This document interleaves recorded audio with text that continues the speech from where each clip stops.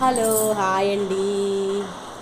ఎలా ఉన్నారు? అందరు బాగున్నారండి? మేమైతే బాగున్నాం. 2 డేస్ నుంచి వీడియోస్ పెట్టలేదు కదండి, కొంచెం వర్క్ ఉండటం వల్ల పెట్టలేదండి.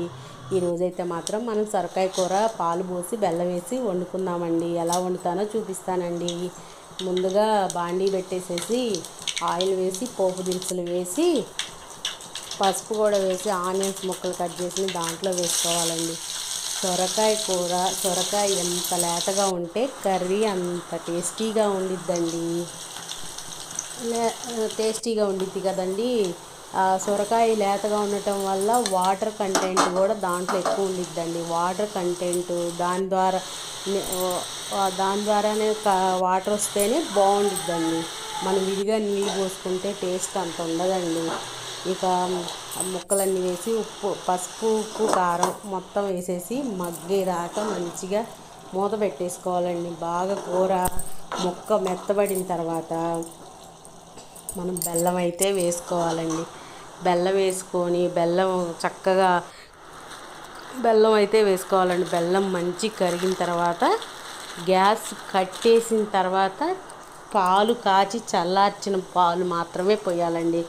నేనైతే మాత్రం ఎప్పుడు సొరకాయ వండినా నేను పాలు పోసి బెల్లం వేసే వండుకుంటానండి. ఎందుకంటే మా అమ్మ చిన్నప్పటి నుంచి మాకు ఇలానే వండేదండి. పాలు పోసి బెల్లం వేసి వండి పెట్టేదండి.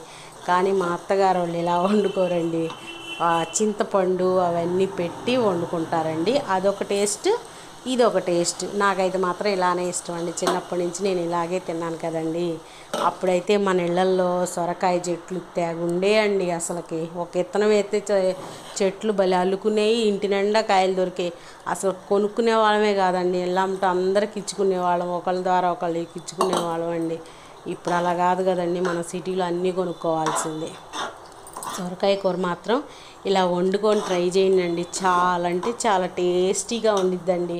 ఆ పాలు పోసిన తర్వాత కాసేపు నాకు అలా దగ్గర పడిపోయిద్దండి. అసలు వేడి వేడి అన్నం, వేడి వేడి కూర, పాలు పోసిన కూర, బెల్లం వేసిన కూర అద్దిరిపోయిద్దండి. మీరు మాత్రం తప్పకుండా ట్రై చేయండి.